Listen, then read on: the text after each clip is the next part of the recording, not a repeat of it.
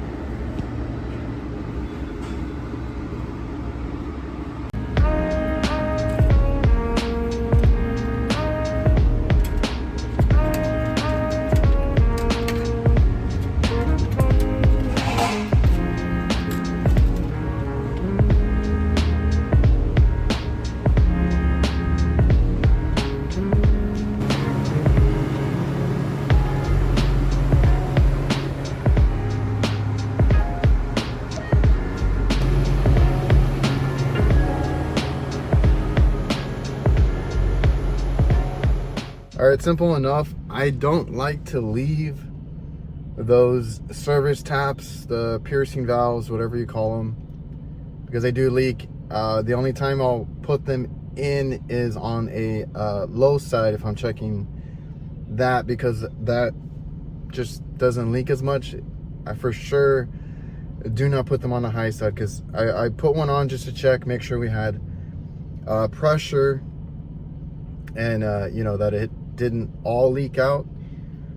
But when I put the high side on, I wanted to show you guys that it bubbles like crazy. You can't leave it on there. They're not that secure. I mean, sometimes they could be, but I don't trust them.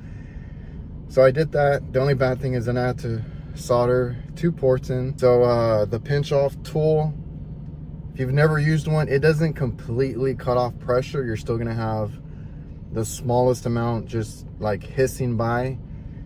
So at that point you can put a service port in just without the Schrader, right? It's gonna be just going through. You're gonna have positive pressure the whole time. You can do your solder. I can't purge nitrogen on that kind of repair, so the refrigerant is flowing through, very minute. Solder it in and then just put your Schrader in. It's going to be under a positive pressure the whole time, so you don't have to vacuum that little piece. And then you just round out the part that you pinched when you take it off. It doesn't have to be fully open. It's just to check pressure and charge up. So now and then I came in the morning to try and fix this before they open, so I got done right before their lunch rush starts. They're super happy. They're also interested in a compressor quote because they said it sounds really weird sometimes. I was here last night. That's when I diagnosed it. I couldn't do a full diagnosis. They were super busy. They sell a lot of pizzas at night.